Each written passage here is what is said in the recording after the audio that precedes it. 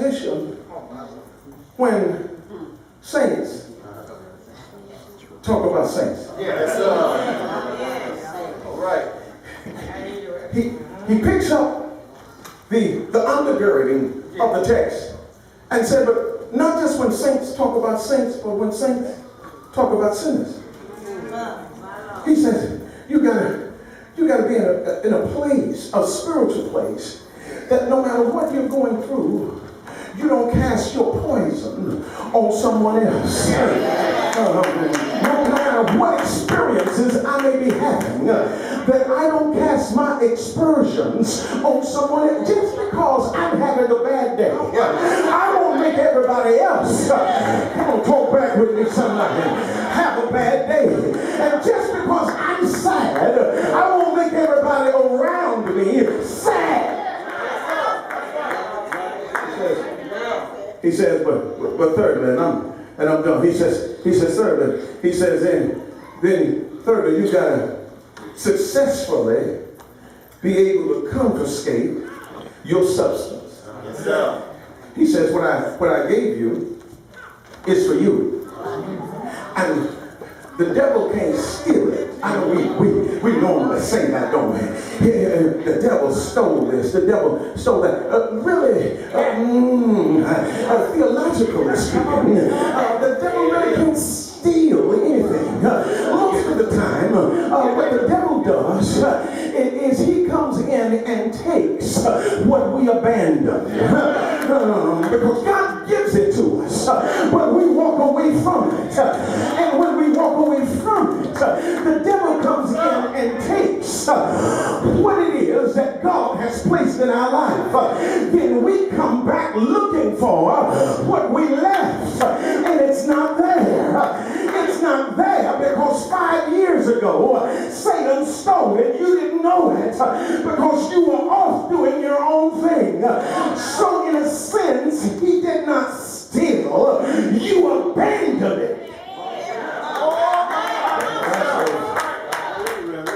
God says, if you don't abandon it, he has nothing to steal. Come here a minute. What have you left undone? What have you walked away from that you should have stayed with? What did God give you that now you give it to other people to do? Because I suggest to you, my brothers and sisters, all of us in here have a divine assignment. And we can be so busy looking at everybody else's assignment that we don't even do what it is that God has assigned for us to do.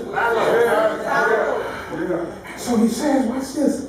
He says, go back and reclaim your substance.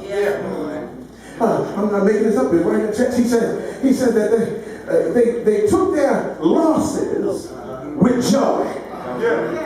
Oh, I'm preaching to somebody right there. He says, you take it with joy.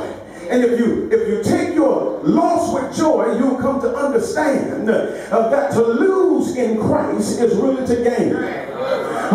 Because there's some things you got to give up. There's some things you got to lose in your life. There's some things that you should have gave the benediction to a long time ago. But you keep resurrecting what God's trying to kill. He says, here it is. You reclaim it, but then he says that you have joy even in loss. That even when you lose something, he says you still find a reason to have joy about it, because here it is that even in the crisis, he's still Christ. That's right. I said, I'm done now. Even in your crisis, he's still Christ. I don't know what you came to the hill facing this morning, but I can tell you that whatever your crisis is, Oh my God, he's still Christ. And if you give your crisis to Christ, he can turn what looks like midnight into daylight.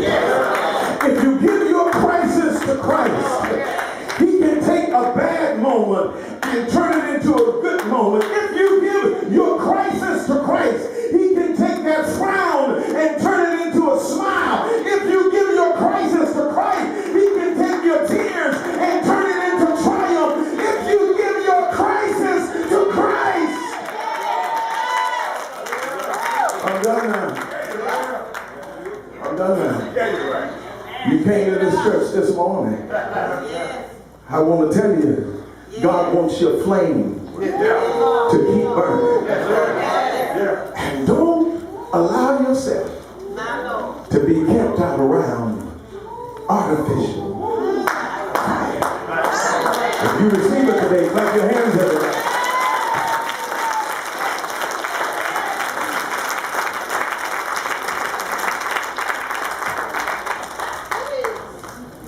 The grass withers and the